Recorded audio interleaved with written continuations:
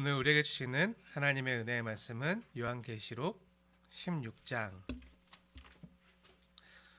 우리 일곱 대접 심판을 함께 보고 있는데요. 요한계시록 16장 12절부터 16절까지 말씀, 하나님의 말씀으로 받으시면서 교독하겠습니다. 제가 먼저 읽겠습니다. 또 여섯째 천사가 그 대접을 큰 강 유브라데에 쏟음에 강물이 말라서 동방에서 오는 왕들의 길이 예비되었더라. 또 내가 봄에 개구리 같은 새 더러운 영이 용의 입과 짐승의 입과 거짓 선지자 입에서 나오니 그들은 귀신의 영이라 이적을 행하여 온 천하 왕들에게 가서 하나님 곧 전능하신 이의 큰 날에 있을 전쟁을 위하여 그들을 모으더라. 보라 내가 도둑같이 오리니 누구든지 깨어 자기 옷을 지켜 벌거벗고 다니지 아니하며 자기의 부끄러움을 보이지 아니하는 자는 복이 있다. 함께 읽겠습니다. 새 영이 히브리어로 아마겟돈이라 하는 곳으로 왕들을 모으더라. 아멘. 네, 아마겟돈 전쟁이라는 말씀의 제목으로 함께 은혜를 나누겠습니다. 우리는 지금 성령님께서 교회들에게 하시는 말씀인 요한계시록의 메시지 중에서 3대 7중 재앙 중에 마지막 일곱 대접 심판의 메시지를 함께 듣고 있습니다. 지난주에 다섯 번째 대접이 쏟아지는 내용까지 보았고요. 오늘은 여섯 번째 대접 심판인 아마겟돈 전쟁에 대해서, 그 아마겟돈 전쟁에 대한 성경적인 올바른 의미에 대해서 함께 상고해 보려고 합니다. 그리고 다음 주에는요, 마지막으로 일곱 대접 심판을 총 정리하면서 하나님께서 성도된 우리와 교회 공동체에게 원하시고 바라시는 가장 핵심되어지고 중심되어지는 메시지가 무엇인지 일곱 대접 심판을 함께 정리하는 시간을 갖도록 하겠습니다. 우선 아마겟돈 전쟁에 대한 이야기를 시작하면서 이런 이야기를 시작하면 좋을 것 같아요. 네, 전에도 한번 말씀드린 적이 있는데 제가 고등학교 시절 처음 교회를 나갔을 때 그때 제가 다녔던 교회에서는요, 매 주일 저녁 예배 때마다 담임 목사님께서 요한계시록 말씀을 전해 주셨어요. 근데 그 요한계시록 강의 말씀의 내용은 이런 거였어요. 그때 목사님께서 인류 최후의 전쟁인 아마겟돈 전쟁과 관련해서도 말씀해 주셨는데 그 내용이 지금도 생생하게 기억이 납니다. 네. 2000년 전에 사도 요한이 보았던 그 계시록에 나오는 바다에서 올라오는 짐승은 그때 목사님이 오늘날의 핵 잠수함이라고 얘기해 주셨고 네. 머리에 7뿔 달린 짐승은 오늘날의 헬리콥터고, 네, 여왕은 오늘날 유럽 EU의 수장들이고, 적 그리스도는 교황이고, 또 성경의 계시록에 보면 전쟁, 그 일곱 나팔 전쟁에 2만만의 군사들이 나타나잖아요. 그 2만만의 군사, 즉 2억 명의 군사력을 보유한 그 중국과 그 아마겟돈 전쟁에서 그 세계 3차 대전을 일으킬 것이고, 이때부터 7년 대환란이 시작될 것이고, 일곱 번째 대접 심판인 하늘에서 무게가 한 달란트 되는 우박은 핵폭탄이다. 네, 이렇게 예전에 제가 고등학교 때 다녔던 교회에서 목사님께서 이 아마겟돈 전쟁에 대해서 이렇게 말씀해 주셨던 것이 아직도 기억에 생생합니다. 제가 아직도 기억하는 것은 제가 목사님 말씀을 잘 귀담아 들은 것도 있겠지만 이때 이 전쟁 장면의 묘사가요, 정말 무섭고 끔찍하게 정말 실감나게 잘 묘사해 주신 것도 있지만, 또 2000년 전 사도 요한이 보았던 묵시의 장면 이미지들을 오늘날의 내용들과 너무 잘 하나하나 끼워 맞춰 주셔서 그 퍼즐이 하나하나 딱딱 맞아 들어가는 것처럼 잘 이렇게 말씀해 주셔서 들을 당시에는 정말 속 시원하고 흥미있게 들어서 아직도 이때 목사님께 들었던 내용들이 기억에 생생하게 남아 있어요. 그런데 저뿐만이 아니라 조국 교회 내 요한계시록에 대한 가르침과 내용들이 조금의 차이가 있을 뿐 대부분 이렇게 가르쳐 졌었어요. 제가 이제 신대원에 가서 많은 동료 그 신학생들을 만나서 함께 얘기를 나눠보면 너도 그렇게 배웠어? 나도 그렇게 들었는데 네, 그러거나 성도님들 그 성도님들에게 요한계시록에 대한 내용을 들으면 막 굉장히 많은 성도님들이 이렇게 요한계시록을 이해하고 있구나, 또 아마겟돈 전쟁에 대해서 이렇게 이해하고 있구나, 이런 내용들을 알게 되었습니다. 그리고 작년 말과 올해 초에 그 러시아와 우크라이나의 전쟁의 긴장감이 고조되면서 이 전쟁이 발발하기 전부터 많은 유튜브 말씀 채널에서요, 이 러시아와 우크라이나의 전쟁이 세계 제3차 대전으로 가는 아마겟돈 전쟁의 시작이다, 이런 썸네일과 제목을 달고 굉장히 자극적인 내용으로 우크라이나와 러시아의 전쟁에 대해서 많은 유튜브 채널이 이렇게 방송을 하기도 했어요.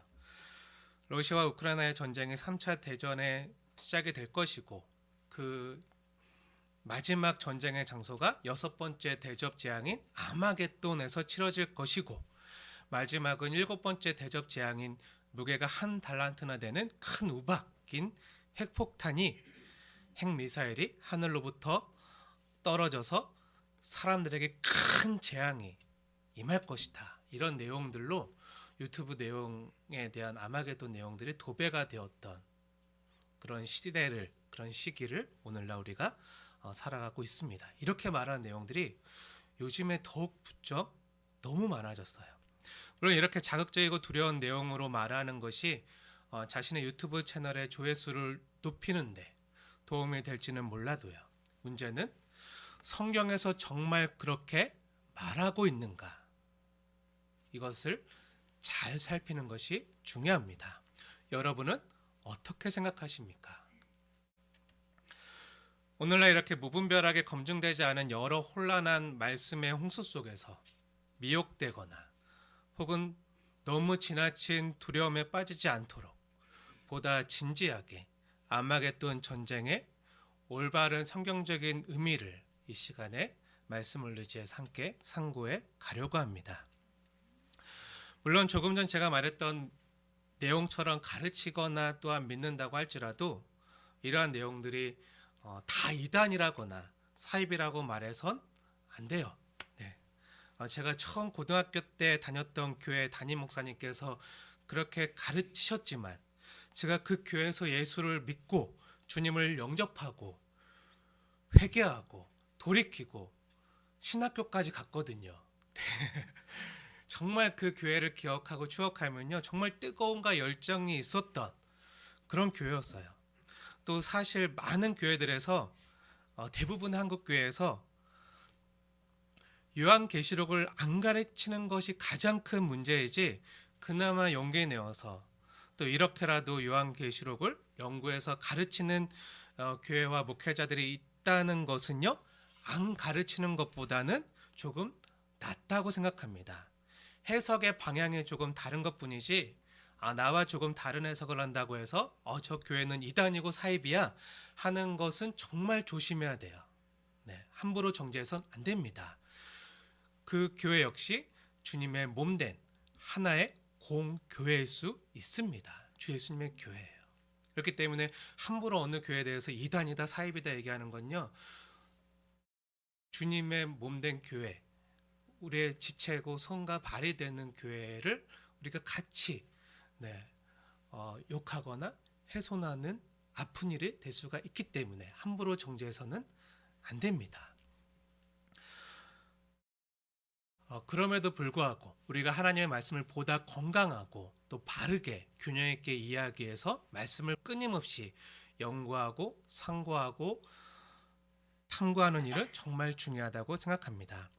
제가 예전 고등학교 때 교회에서 배웠던 내용이나 아니면 또 대부분 많은 교회나 오늘날 유튜브 말씀 채널에서 이야기하는 이러한 해석들은요, 문자적 해석에 기초하고 있어요. 문자적 해석이라고 할 수가 있는데요. 혹시 세대주의라고 들어보셨나요? 네. 제가 계시록 강의하면서 세대주의에 대해서 많이 얘기했잖아요. 이건 세대주의자들이 이렇게 해석한다 이런 얘기를 종종 하고 있는데 계시록을 연구하다 보면 자주 나오는 학파라서 해석 학파라서 알아두면 굉장히 유익합니다. 대표적으로 세대주의 해석을 하는 분들이 성경을 문자 그대로 믿어요.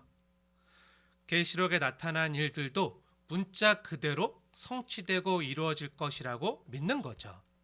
이런 분들이 택하는 해석 방법이 세대주의적 해석인데요.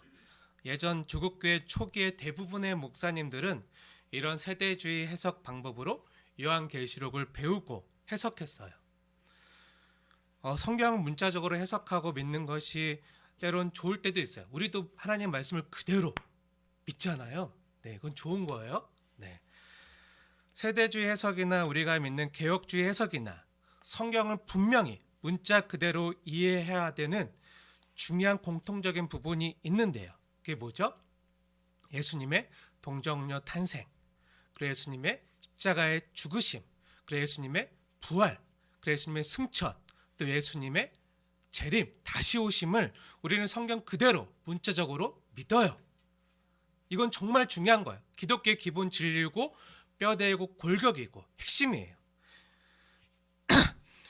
우리 역시 개혁주의자들이나 세대주의 해석을 하는 분들이나 예수님께서 문자 그대로 다시 재림하신다는 것은 그대로 믿어요. 예수님이 다시 오실 때 문자적으로 부활하신 영화로운 몸을 입으시고 다시 오세요. 이건 우리가 분명히 문자적으로 믿어야 돼요. 영적인 재림, 상징적인 재림 없습니다. 그런 거 아니에요. 근데 영적으로 상징적으로 재림했다고 예전에 가리켰던 많은 사이비 이단들이 있었는데 그건 진짜 이단이에요. 네, 이걸 예수님의 그 부활하신 영화로운 몸을 입으시고 다시 오신다는 것을 부인하면요, 이건 진짜 이단이 되는 거예요. 성경을 문자 그대로 우리가 이해하고 해석할 필요도 있습니다. 이것도 중요한 거예요. 근데 성경을 문자 그대로 이해하는 것은 좋은데 문제는요, 성경 말씀 전부를요 다 문자 그대로 믿는 것까지는 좋은데 하나님의 영적인 교훈을 위해서 상징적으로 말씀하신 부분까지 성경의 모든 내용을 다 문자적으로 억지로 끼워 맞추려고 하다 보니까 문제가 생기는 거예요. 다 문자적으로 상징적인 부분이나 시나 노래도 있잖아요. 하나님이 때로 시를 통해서 노래를 통해서 또한 이런 묵시나 이런 걸 통해서 하나님이 주신 것까지 다 상징까지 다 문자 그대로 이해하려다 보니까 그리고 억지로 끼워 맞추려고 하다 보니까 생기는 문제가 오늘날 이런 계시록을 세대주의적으로 너무 문자적으로 해석해서 생기는 아까 제가 얘기해드렸던 제가 고등학교 때 배웠던 바다에서 올라오는 짐승 핵 잠수함이고 머리에 7불 달린 짐승 헬리콥터고 666은 바코드나 베리칩이고 2만만의 군사는 2억 명의 군대니까 중공군이고 아마게돈 전쟁은 제 세계 3차 대전이고 하늘에서 떨어지는 한 달란트 되는 큰 우박은 핵미사일이다. 이런 이야기가 그래서 나오는 거예요. 근데 놀라운 건요, 재밌는 건요, 성경에 그런 이야기가 없다는 거예요. 네. 성경에 나오는 이야기에 우리의 상상력을 더해서 오늘날에 있는 나타나는 일들을 사사로이 끼워 맞춘 거죠. 말씀을 사사로이 풀거나 가감하는 거예요. 사랑하는 여러분, 성경은요 우리의 지적인 호기심을 만족시키거나 또한 앞날에 되어질 일들을 점쟁이처럼 알아맞히거나 미래에 되어질 청사진을요 퍼즐 맞추기나 암호 해독하듯이 끼워 맞추라고 주어진 책이 아님을 우선 명심하셔야 됩니다. 성경은요 암호 해독 책이 아니라 복음이에요. 예수 그리스도의 계시입니다. 제가 고등학생 때 제가 다녔던 교회 목사님으로부터 요한계시록 말씀을 그 세대주의적인 해석을 통해서 막 이렇게 하나하나 오늘날 있는 일들을 가지고 끼워 맞추다 보니까 그 그렇게 배우니까 어땠을까요? 그때는요 정말 인류 마지막 때 그 최후의 전쟁으로 아마겟돈 전쟁이 일어날 것이고 그것이 세계 제3차 대전으로 나타날 줄 믿었어요. 그때는 목사님 말씀을 하나님 말씀으로 들었기 때문에 진짜 그대로 믿은 거죠. 그 후로 제가 나중에 신학교 가서 좋은 은사님들과 스승님들을 만나서 성경을 진지하게 연구하면서 성경을 이렇게 미래 어느 날 되어질 일들을 퍼즐 맞추기 하듯이 암호 해독하듯이 그 짜맞추어가는 해석은 매우 잘못된 거구나. 성경은 우리의 지적인 호기심을 만족시켜주기 위한 책이 아니라 먼저는 1세기 당시 초대교회 가운데 그리고 오늘날 현실을 살아가는 고난 가운데 이 땅에서 하나님의 백성으로 살아가는 교회된 성도 모두에게 주님이 주시는 위로와 승리의 책이구나. 재앙이나 두려움이 가득한 심판의 책이 아니라 위로와 힘이 되는 용기가 되는 주님의 복음이구나. 그리스도의 계시구나 하고 계시록 말씀이요 전혀 새롭게 은혜로 다가왔어요. 그러자 이 계시록 말씀이 정말 사랑스럽고요. 밤낮 묵상하고 맛보고 뜯고 음미하고 싶은 말씀이 되었고요. 그래서 오랜 시간 진지하게 연구하면서 읽고 듣고 이 가운데 기록된 것을 지켜 행하려는 그런 몸부림치는 복된 삶을 은혜 안에서 살아왔던 것 같아요. 이러한 복된 삶을 여러분과 함께 앞으로도 계속 살아가기를 또 살아내기를 소원하면서 또 권면하면서 6번째 대접 재앙인 아마겟돈 전쟁에 대해서 보다 한 걸음 깊게 들어가 보도록 하겠습니다. 사랑하는 여러분, 우리가 계시록 말씀을 해석할 때는요 더욱더 겸손한 마음으로 주님의 조명하심을 구해야 될 줄로 믿습니다.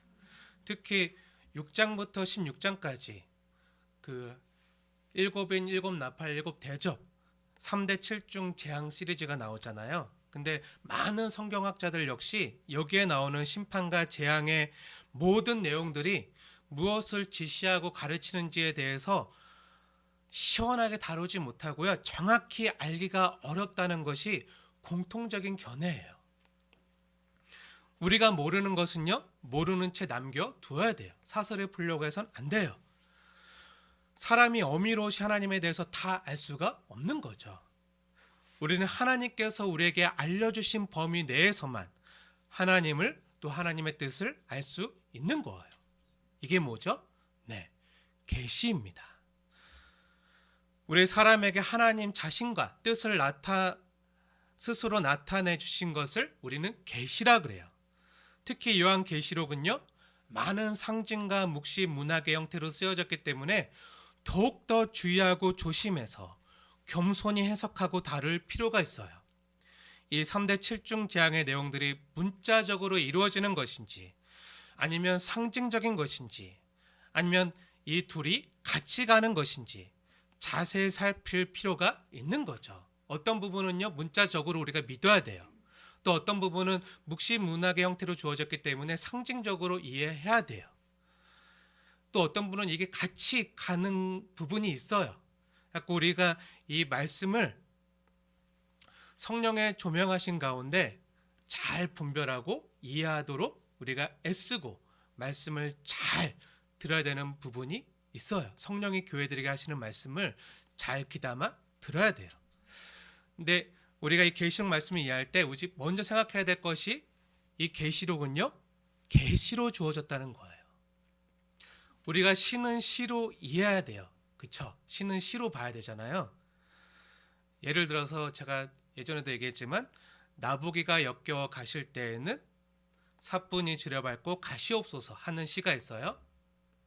네, 김소월 시인의 진달래꽃 시 내용이잖아요. 그런데 이걸 시가 아니라 산문으로 이해하면 어떻게 되죠? 만약에 여러분이 한번 생각해 보세요. 만약 이 진달래꽃이라는 시가 성경에 산문으로 쓰여 있으면 어떻게 되죠? 만약 그렇게 써 있다고 한번 가정해 봅시다. 그럼 어떻게 되죠? 문자 그대로 해석을 하는 세대주의자들은요, 진짜 성경에 쓰여졌으니까 문자 그대로 해석하고 믿고 행동해야 돼요. 그러면 어떻게 되죠? 사람을 사뿐히 들여밟고 가게 되는 거예요. 네. 시는 시로 이해해야 되는데 이걸 산문 그대로 설명문으로 이해하면 사람을 진짜 들여밟고 가겠죠. 그런데 원래 시로 이해하면 어떤 의미죠? 못 보낸다는 거잖아요. 죽어도 못 보낸다는 거잖아요. 나의 님을 보낼 수 없다는 거잖아요. 나와 같이 있자는 말이잖아요. 그런데도 가시려거든 그렇게 하고 가라는, 그러니까 못 보낸다는 역설적인 반어법적인 표현이잖아요. 완전히 반대로 거꾸로 해석하는 거죠. 근데 여러분 성경의 시편을 읽을 때 시로 읽으십니까? 아니면 산문으로 읽으십니까? 성경에 우리가 시편이 이렇게 써있는데 다 똑같이 다 그 까만 건 글씨고 하얀 건 종이네 하면서 그냥 시편을 혹시 이렇게 읽는 거 아니십니까? 네. 시는요 시로 읽어야 돼요. 잘못 읽으면요 완전히 거꾸로 이해할 수 있게 됩니다. 성경이 다 산문으로 주어졌나요? 아니에요. 시편은요 시로 주어졌어요. 애가나 아가는요 노래로 쓰여졌어요. 그리고 계시록은요 묵시 문학으로 쓰여졌어요. 하나님이 자신의 뜻을 계시하신 방법을 따라 성경을 읽는 것이 성경을 가장 바르게 읽는 거예요. 시를 산문으로 이해하면 완전히 잘못 읽는 것처럼 상징과 묵시를 문자 그대로 산문으로 이해해도요 잘못 이해할 수 있는 거죠. 하지만 또 계시록은요 묵시이자 또 편지로 쓰여졌잖아요. 7 교회에 보내는 편지, 서신으로 쓰여졌기 때문에 또 어떤 부분은 문자 그대로 이해해야 되는 부분도 있어요. 그래서 잘 분별해야 돼요. 이런 부분에서 우리는 겸손히 성령님의 조명하심을 의지하면서 이 말씀을 읽어야 돼요. 그래서 계시록이 우선은 묵시 문학인 그림과 상징의 형태로 주어졌기 때문에 다 이 말씀을 다 문자적으로 풀려고 해서는 안 풀리는 부분이 상당히 많아요. 예를 들어서 제가 1장 그 계시록 1장에 나오는 예수님의 모습, 영화로우신 예수님의 모습이 계시록 1장에 나타나잖아요. 굉장히 여러 가지 모습이 나타나잖아요. 근데 1장의 그리스도의 모습을 문자적으로 그대로 이해해서 그림으로 그리면 뭐가 나온다 그랬죠? 괴물이 나온다 그랬잖아요. 네, 막 입에서 불이 나오고 막 네. 우리가 어떤 사람을 묘사할 때도요.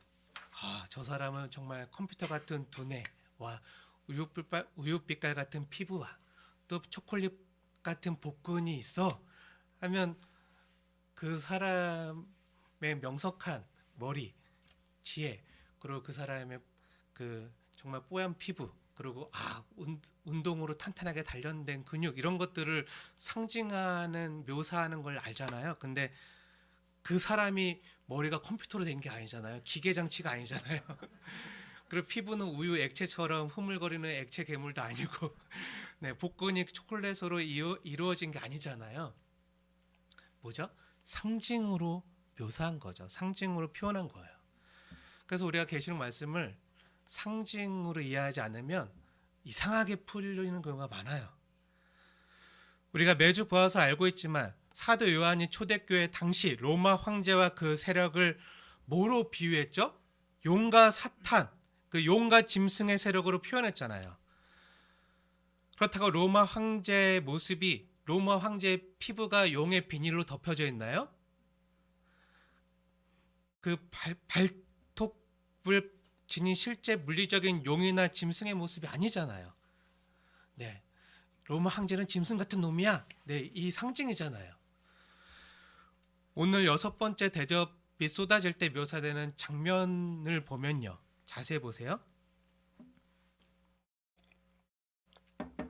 6번째 대접 재앙 중에 13절에 보면 또 내가 보매 개구리 같은 새 더러운 영이 용의 입과 짐승의 입과 거짓 선지자의 입에서 나왔어요.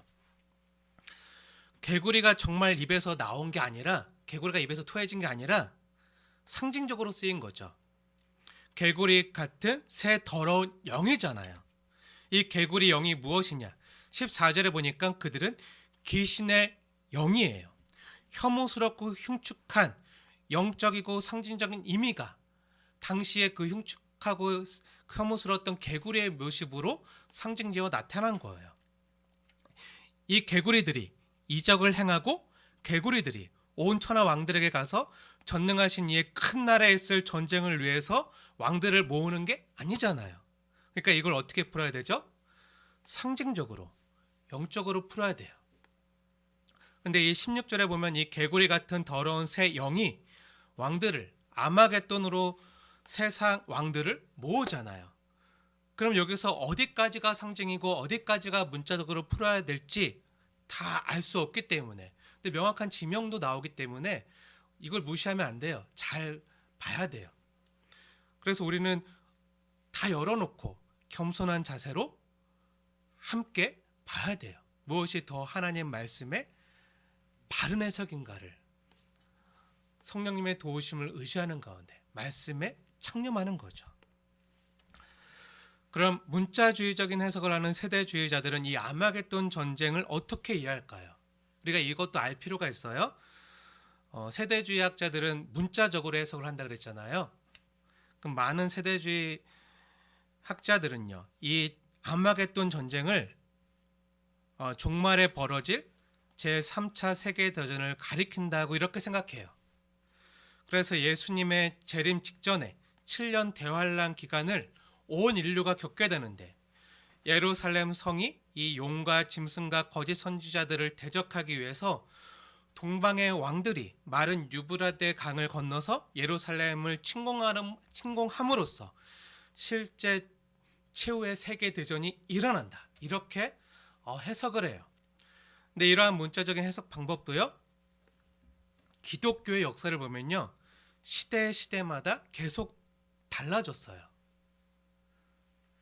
예전 중세 때 십자군 전쟁 때는요, 이슬람 세력의 지도자인 살라딘을 중심으로 한 동방의 이슬람 세력의 왕들이 유브라데 강을 건너서 기독교 성지인 예루살렘을 침공하는 것을 막는다는 명분으로 기독교 최악의 제약인 십자군 전쟁을 일으켜서 이슬람 나라를 침략하는 명분으로 이 계시록 말씀을 이용했어요. 근데 오늘날에도 그런 조짐이 보여요. 네, 그 러시아와 그 우크라이나와 그 중국과 막 공산주의 신냉전 시대 그들이 기독교 세계를 침공하는 것을 막기 위해서 북대서양 조약기구인 나토와 서구 유럽과 또 미국이 그들을 그 악의 축으로 규정하고 그들과 실질적인 물리적인 전쟁을 벌이는 것으로 오늘날 새로운 십자군 전쟁을 일으켜야 된다고 무서운 이야기를 하는 분들도 많아요. 심심치 않게 들어요. 정말 그걸 성경이 얘기하고 있을까요? 잘 분별할 필요가 있습니다. 중세 때는 그렇게 십자군 전쟁을 하기 위한 용도로 이 계시록 말씀을 이용했어요. 악하게 이용한 거죠. 그러다가 지금부터 한 150년 전에는 오스만 투르크 제국이라고 들어보셨죠? 네, 터키 제국이에요. 네, 터키 제국. 오스만 투르크 제국이 터키 제국이 세운 이슬람 제국인데요. 이 이슬람 제국에 맞서서 오스만 투르크 제국과 유럽의 기독교 세력과의 전쟁이 이 아마겟돈 전쟁이라고 세대주의자들은 얘기했어요. 그러다가 조금 지나서 1차 세계 대전을 겪을 때 그 말씀에 보면 새 더러운 영이 나가잖아요. 들어가잖아요. 독일과 오스트리아와 헝가리 왕들에게 들어가서 서방 기독교 세력을 향하여 침략해오는 실질적인 물리적인 전쟁이라고 해석했어요. 그럼 그게 1차 세계대전이 마지막 전쟁이 되잖아요. 근데 또 1차, 2차 세계대전이 끝나고 또 변했어요. 냉전 시대에 소련을 중심으로 한 무신론 공산주의 국가들과 미국의 서구 유럽을 중심으로 한 기독교 국가들 사이에 일어날 실제적인 세계대전이 아마겟돈 전쟁이라고 또 가르쳐지고 해석되어지기 시작했어요. 그러다가 요즘 다시 푸틴의 러시아를 중심으로 한 신냉전 시대에 들어서면서 러시아 우크라이나 전쟁이 점차 확대되면서 러시아, 중국 등의 무신론 공산주의 국가와 미국과 서유럽의 EU를 중심으로 한 기독교 국가들 사이에 제3차 세계대전이 아마겟돈 전쟁으로 나타날 것이다. 이렇게 해석하는 이야기들이 오늘날 점차 많아지면서 다시 고개를 들고 있어요. 근데 우리가 기독교 역사를 통해서 봤지만 어땠죠? 계속 바뀌었어요. 마치 666이 바코드였다, 베리칩이었다, 또 요즘에는 mRNA 백신이라고 바뀐 것처럼 시대가 지나면서 바뀌는 것처럼 아마겟돈 전쟁의 대상과 나라들도요 계속 바뀐 거죠. 최후의 전쟁이 계속 최후가 아니네, 끝나 마지막 전쟁이 아니네 하면서 계속 시대가 지나면서 바뀌었어요. 그 시대마다 계속 퍼즐 맞추기 하듯이 암호 해독하듯이 시대에 따라서 억지로 끼워 맞춘 거죠. 하지만 이러한 세대주의 학파의 문자적인 해석도요 알아두면 유익해요. 전혀 불필요한 건 아니에요. 우리가 늘 마지막 때를 분별하면서 깨어 있어야 되기 때문에 그런 경각심을 일깨워주는, 또 우리가 귀담아 들어야 될 내용들 분명히 있기 때문에 완전히 무시하면 안 돼요. 하지만 사사로이 억지로 끼워 맞춰서 풀면 더욱 안 되는 거죠. 계시록이 묵시로 주어졌어요. 그래서 상징과 묵시로 풀어야 될 부분이 있어요. 하지만 또 편지로 쓰여졌기 때문에 어떤 부분은 문자적인 해석을 해야 되는 부분도 분명히 있어요. 그럼 오늘 성경 본문이 말하는 아마겟돈 전쟁의 성경적인 의미는 어떻게 될까요? 우선 전쟁이 일어나는 장소인 그 지명이 되는 아마겟돈이 어떤 곳인지 알아야겠죠? 16절 말씀 함께 읽겠습니다. 16절 시작. 새 영이 히브리어로 아마겟돈이라 하는 곳으로 왕들을 모으더라. 네, 마지막 때 최후의 전쟁이 어디서 일어나죠? 네, 히브리어로 아마겟돈이라는 곳에서 일어나요. 히브리어 지명이에요. 히브리어로 쓰여진 구체적인 지명이에요. 구체적인 지명이 나오기 때문에 문자적인 해석도 조금은 염두에 둘 필요가 있어요. 히브리어로 아마겟돈은요, 하르라는 말과 무기또라는 지명의 합성어예요. 우리말과 영어 발음으로는 아마겟돈이라고 하지만 히브리어 발음으로는요 하르무기또죠. 아마겟돈, 하르무기또, 아마겟돈, 하르무기또. 네, 그 발음에 따라서 조금 다르게 들릴 수 있지만 같은 지명이에요. 하르는 언덕 또는 산이라는 뜻이고요. 무기또는 지명이에요. 합치면 무기또 언덕이나 무기또 산이잖아요. 그런데 이스라엘의 무기또에 가면요, 이스라엘 가면 무기또가 지금도 있어요. 무기또에 가면 놀랍게도 그 무기또는요 산이나 언덕이 없어요. 하르 무기또라고 했잖아요. 산, 무기또 산, 무기또 언덕이라고 했잖아요. 근데 언덕이나 산이 없어요. 이 무기또 지역은요 평야지대예요. 평야. 오늘날 이스라엘 평야라고도 부르는데요. 이 무기또는 갈멜살 밑에 있는 그 엘리야가 그 바알 숭배자들하고 영적인 전쟁을 벌였다. 갈멜산 밑에 있는 그 이스라엘 평야 사이에 있어요. 여러분도 한 번쯤 영화나 역사 시간에 초승달 지역에 대해서 들어보셨을 거예요. 그 초승달 지역이 바로 무기또예요. 이곳은 구약 성경에 보면 지정학적으로 매우 중요한 위치에 있는데요. 왜냐하면 이 초승달 지역의 패권을 놓고 당시 구약 시대 최대 강대국인 이집트와 아수르와 바벨론이 이곳의 패권을 차지하기 위해서 싸웠던 곳이 무기또였기 때문이에요. 이번 주 수요예배 때 우리가 다니엘서 말씀을 함께 배웠잖아요. 다니엘서 1장 1절의 배경이 되는 여호야김의 아빠인 요시야 왕이 이집트와의 전쟁에서 전사했다고 했잖아요. 근데 그 요시야 왕이 싸우다 죽은 장소가 바로 이 무기또예요. 무기또에서 죽은 거예요. 애국과 싸우다가. 지정학적으로 이 이집트와 아수르와 바벨론 세력의 충돌하는 길목에 있었기 때문에 영토나 세력을 확장하기 위해선 보급이나 거점 확보를 위해서 반드시 이곳을 거쳐 가야 됐어요. 사사기에 보면 여자 사사 드보라가 시스라의 철병거를 무찌른 장소 바로 이 무깃도예요. 이스라엘 백성들이 여러 차례 이곳에서 전쟁을 한 곳이었기 때문에 요한은 이런 구약의 배경을 잘 알고 있죠. 그래서 이 구약의 배경을 기초로 중요한 전쟁터로 사용되었던 이 아마겟돈을 마지막 때 일어날 최후의 전쟁터로 상징적인 의미로 사용한 거라고 말할 수도 있어요. 이처럼 당시 이스라엘 사람들이 잘 알고 있고 또 역사상 큰 중요한 전쟁터로 사용되었던 이 아마겟돈 지역을 상징적으로 사용해서 사도 요한이요 초대교회 성도들에게 중요한 영적 전쟁에 대한 메시지를 주었다고도 해석할 수 있는 거죠. 이 아마겟돈 전쟁은 실질적인 제3차 세계대전 같은 물리적인 전쟁이라기보다 당시 초대교회 성도들이 이미 익히 다 알고 있었던 그 중요한 전쟁터, 그 전쟁이 일어나는 상징으로서 아마겟돈이라는 그 지명을 통해서 마지막 때 일어나는 영적 전쟁이라는 가능성이 조금 더 큰데요. 그 이유가 뭐죠? 우선 14절 말씀을 보세요. 14절 말씀 함께 읽겠습니다. 시작. 그들은 귀신의 영이라 이적을 행하여 온 천하 왕들에게 가서 하나님 곧 전능하신 이의 큰 날에 있을 전쟁을 위하여 그들을 모으더라. 네. 14절에도 명확히 드러나듯이 이 전쟁은 귀신의 영들이 모은 세력과 사단의 세력이죠. 또 하나님 곧 전능하신 이의 큰 나라에 있을 전쟁임을 알려주고 있어요. 귀신의 영들과 전능하신 하나님 사이에 있는 영적 전쟁이에요. 13절에 보면 개구리 같은 새 더러운 용이 용과 짐승과 거짓 선지자 입에서 나오잖아요.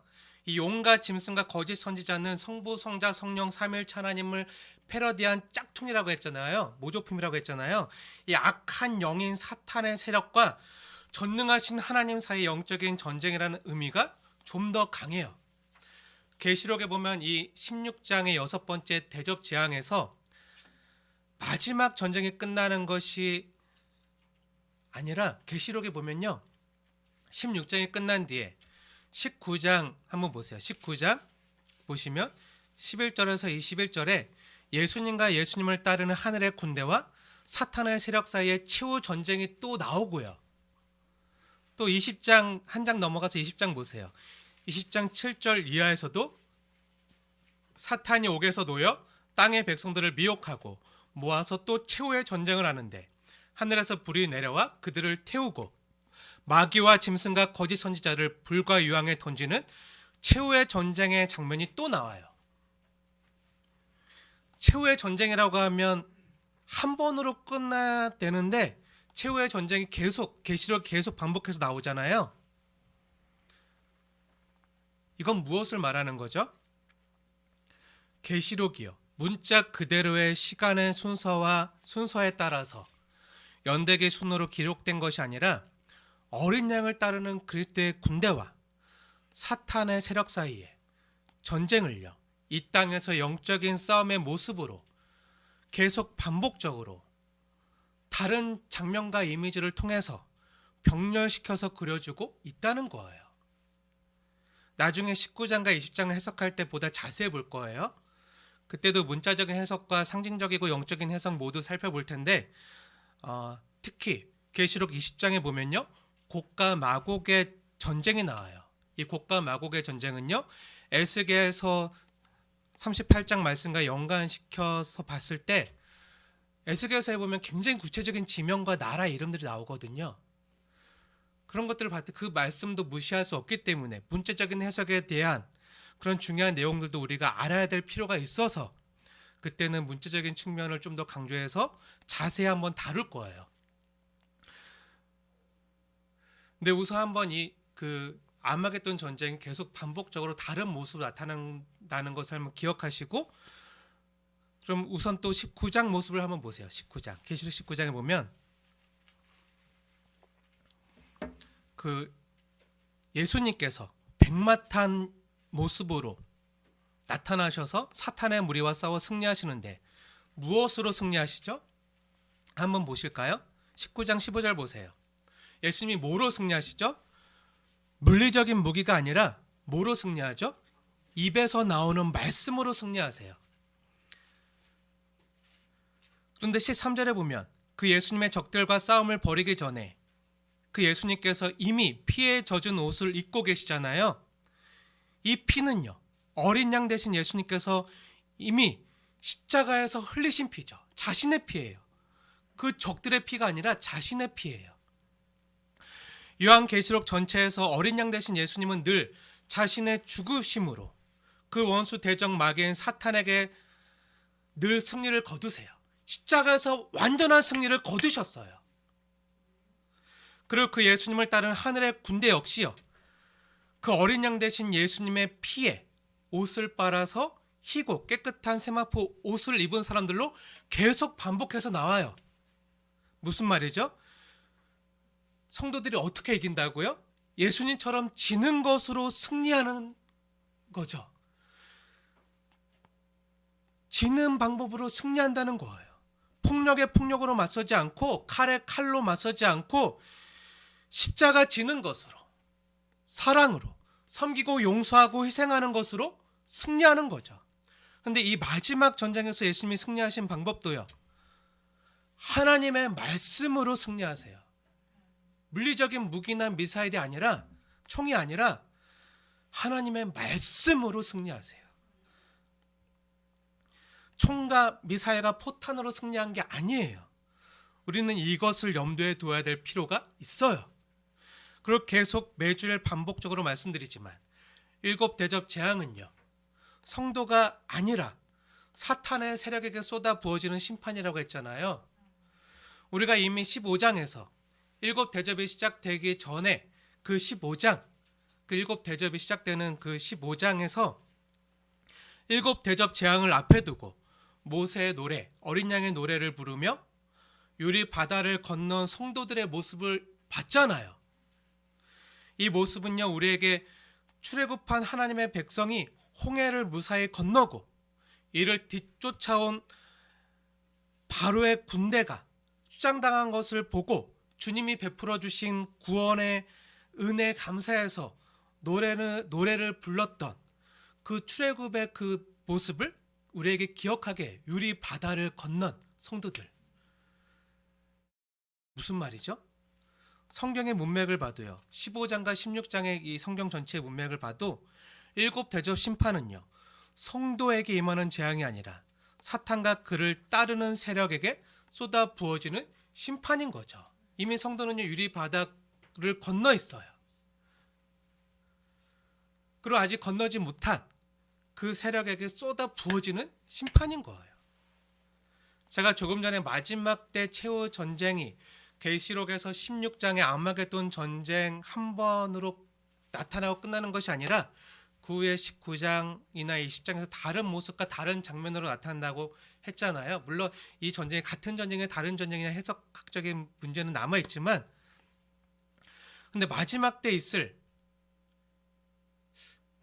예수님의 재림의 모습도요, 다른 모습과 다른 장면으로 계시록에 여러 차례 나타나는 거 아십니까? 기억하시나요?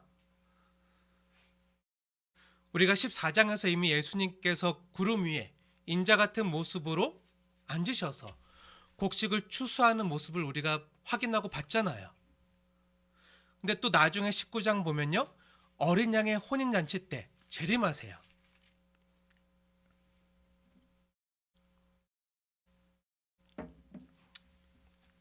재림도 계시록에 반복해서 병렬적인 모습으로 나와요. 왜죠? 반드시 다시 오신다는 강조의 메시지죠. 저도 설교 때 많이 강조하잖아요. 계속 반복하잖아요. 했던 말 또 하고 또 반복하잖아요. 왜죠? 강조하기 위해서예요. 제가 반복하며 강조한다는 것을 아셔야 돼요. 네. 다른 용어와 다른 표현으로 계속 반복해서 병렬적인 모습으로 나오는 이유가 강조의 메시지예요. 그렇게 강조해서 심판주로 재림하신 주 예수님의 완전한 승리의 모습을 보여주는 거죠. 심판도요, 일곱인 심판, 일곱 나팔 심판, 일곱 대접 심판 이렇게 반복적으로 병렬적으로 나오잖아요. 점차 강조돼서 나오지만 계속 같은 비슷한 내용들이 반복돼서 나오잖아요. 이걸 보면 무엇을 알 수 있죠? 계시록이요. 미래의 어느 시점, 어느 사건들에 대한 시간의 순서에 대한 문자적인 윤곽을 제공하는 것이 아니라 그 이상의 것을 우리에게 반복적으로 강조해서 말하면서 하나님 나라의 비전과 통찰을 제시하고 보여주는 거죠.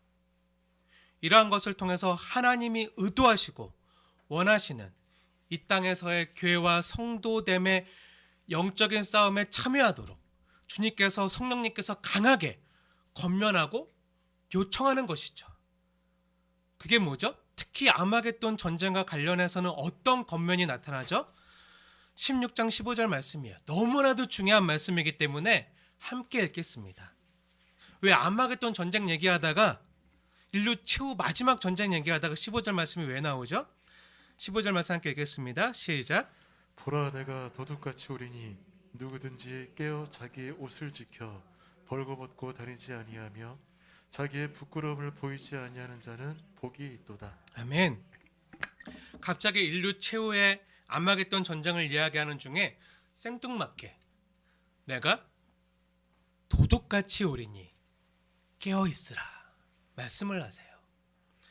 내가 반드시 재림할 텐데 그때 부끄러움을 당하지 않도록 수치를 보이지 않도록 깨어서 준비하라는 거예요. 깨어 준비하는 자는 복이 있다는 거예요. 이게 무슨 말이죠? 인자가 도둑같이 생각하지 않은 때에 반드시 오실 것인데 다시 오실 때 성도는 벌거벗고 수치스러운 모습으로 다니지 말아야 된다는 거예요. 이 말씀을 어떻게 이해해야 될까요? 이 최후의 전쟁과 관련해서 어떻게 이해해야 될까요? 먼저 12절에 유브라데 강이 마른다는 말에 그 영적인 의미는요, 세상과 교회를 구분하는 경계선이 다 허물어져 버리는 것을 말하는 거예요. 세상의 세상의 탐욕과 탐심이 교회 안으로 밀려 들어와서 교회가 세속화되어서 거룩과 세속의 경계가 허물어지는 이것을 말하는 거예요. 오늘날 세상에서 추구하는 용과 짐승의 정신이요, 교회를 집어 삼키는 거죠. 돈이 최고다, 힘이 최고다, 권력이 최고다 하면서 목회자의 권위를 내세우면서 교회를 사유화하고 돈과 부와 명성을 쌓아 올리는 거죠. 겉으론 부흥하고 잘 되는 것 같고 살아있는 것 같고 활동적으로 보이지만 영적으로는 죽은 교회가 되는 거죠. 겉으로는 부유한 교회처럼 보이는데 주님 보시기에는 공고하고 가련하고 벌거벗은 교회인 거죠. 사랑하는 여러분, 이 계시록 16장 15절 말씀, 주님의 말씀을 다시 자세히 주목해서 보세요. 그리고 다시 주님의 음성으로 자세히 들어보시기 바랍니다. 제가 읽겠습니다. 보라, 내가 도둑같이 오리니 누구든지 깨어 자기 옷을 지켜 벌거벗고 다니지 아니하며 자기의 부끄러움을 보이지 아니하는 자는 복이 있도다. 이 말씀을 보고 들으면서 뭔가 떠오르거나 생각나는 교회가 없으십니까? 계시록 2장과 3장에 나오는 7교회 가운데 생각나는 교회가 없나요? 있죠? 네, 먼저 주님께서 내가 도둑같이 오리니 누구든지 깨어 있으라고 말한 교회가 어느 교회였죠? 네, 사대교회예요. 한번 보세요. 계시록 3장 3절 말씀 보세요. 계시록 16장 15절 말씀을 표시해 두고 계시록 3장을 보세요. 3장 3절. 사대교회에게 이렇게 말씀하십니다. 그러므로 너가 어떻게 받았으며 어떻게 들었는지 생각하고 지켜 회개하라. 만일 일깨지 아니하면 내가 도둑같이 이르리니 어느 때에 내게 이르는지 너가 알지 못하리라. 그리고 벌거벗은 수치를 보이지 않게 하라는 말씀은요, 어느 교회에게 하셨죠? 네, 라오디게아 교회에게 주신 말씀이죠. 18절 말씀 보세요. 계시록 3장 18절 말씀. 제가 읽겠습니다. 내가 너희를 권하노니 내게서 불로 연단한 금을 사서 부요하게 하고 흰 옷을 사서 입어 벌거벗은 수치를 보이지 않게 하고 안약을 사서 눈에 발라 보게 하라. 무슨 말이죠? 교회와 성도가 영적인 싸움을 싸우라는 것이죠. 사탄과 세상이 교회를 공격할 때 쓰는 가장 흔한 방법은요, 교회 안에 거짓 선생들을 통해서 거짓 교훈을 가르치는 거예요. 부와 건강과 번영의 복음으로 용과 짐승의 길을 따르게 하는 거죠. 십자가의 길, 어린 양의 길을 벗어나게 하는 거예요. 세상처럼 넓은 길, 평탄한 길 가게 하는 거죠. 교회가 세상처럼 세속화돼 버리고 변해버리는 것이요, 벌거벗고 다니는 것이고요, 부끄러움과 수치를 드러내는 거예요. 용과 짐승의 유혹에 넘어가서 지는 것이 교회와 성도의 수치를 드러내는 거죠. 세상과 교회의 구분이 없어지는 거, 그 나물에 그 밥이 되는 거. 예수 믿는 사람인데 별로 다르지 않네, 우리가 똑같네.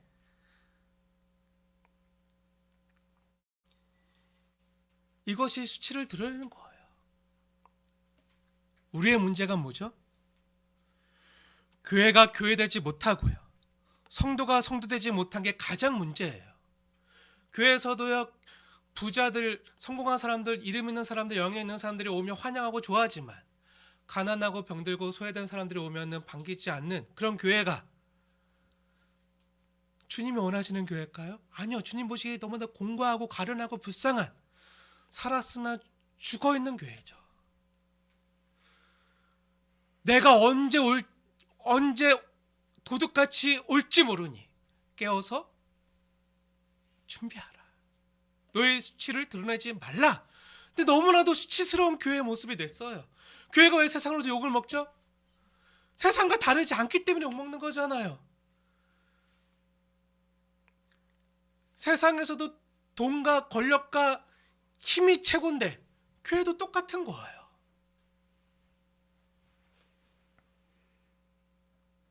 교회가 교회되지 못하고 성도가 성도되지 못한 게 가장 큰 문제죠.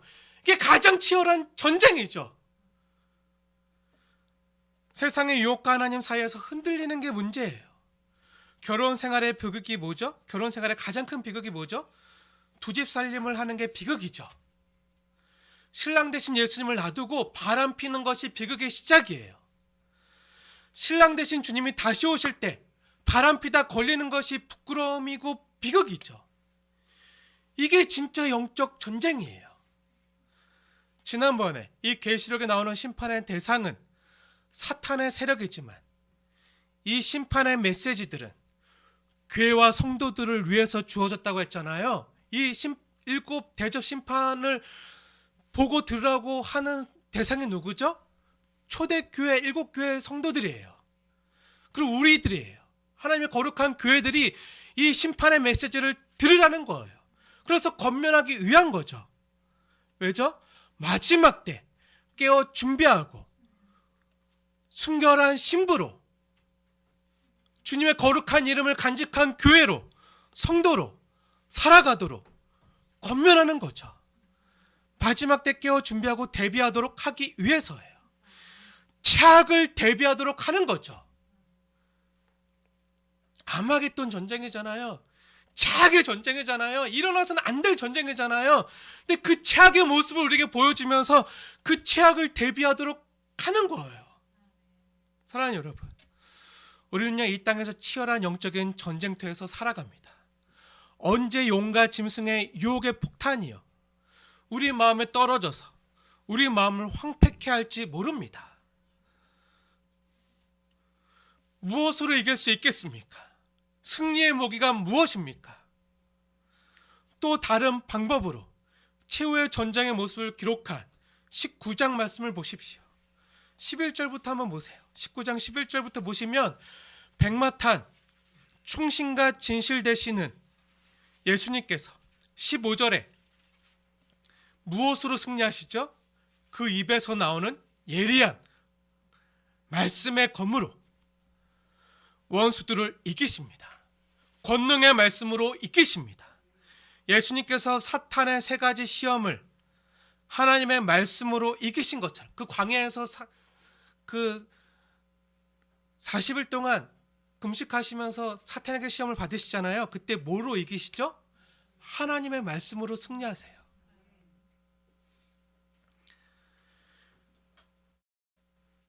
예수님께서 사탄의 세 가지 시험을 하나님의 말씀으로 이기신 것처럼 어린 양을 따르는 우리 역시요, 하나님의 말씀으로 사탄과 용과 짐승과 싸워 이기기 원하십니다. 주님의 말씀으로 무장하십시오. 마지막 때 영적인 전쟁에서 이기는 유일한 무기는요, 하나님의 말씀입니다. 물리적인 전쟁으로 나타난다 할지라도요, 우리가 영적으로 깨워서 준비하고 순결한 주님의 신부가 되면요, 주님이 언제 오시든지 두려워할 게 없어요. 왜 계시록에서 아마겟돈 전쟁을 보여주고 있습니까? 왜 이 아마겟돈 전쟁을요, 우리 성도에게 들려주고 보여주고 있는 것입니까? 이 아마겟돈 전쟁이요, 우리에게 마지막을 보여주기 때문입니다. 결론을 가르쳐주기 때문이에요. 최악의 시나리오를 펼쳐 보여주면서 대비하도록 해주기 때문입니다. 깨어 준비하시고 대비하십시오. 마라나타, 곧 도적같이 오실 것입니다.